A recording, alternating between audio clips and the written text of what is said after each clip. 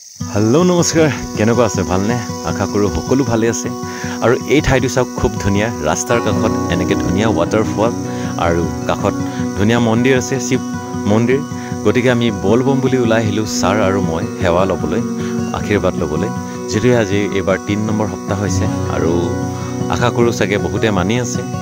যদি আপোনালোকে দূৰৰ পৰা মোৰ ভিডিওটো চাই আছে আশীৰ্বাদ লব যে সকলোৰ ভালে ভালে হওক আৰু মই আশীৰ্বাদ লৈছো যে মোৰো সকলো ভালে ভালে হওক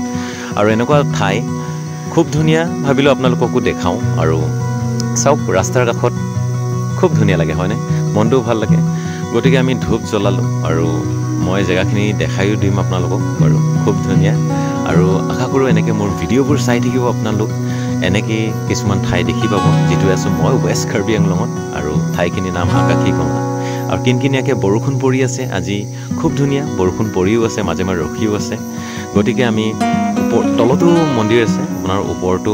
আকৌ ধূপ জ্বলালোহি ওপৰতো মন্দিৰ আছে খুব ধুনিয়া বনাইছে মন্দিৰটো আপোনালোকে চাওক নন ষ্টপ পানী পৰি থাকে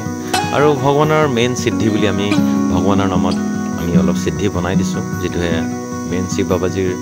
মেইন ভোগ বুলি ভাবো হেতু কাৰণে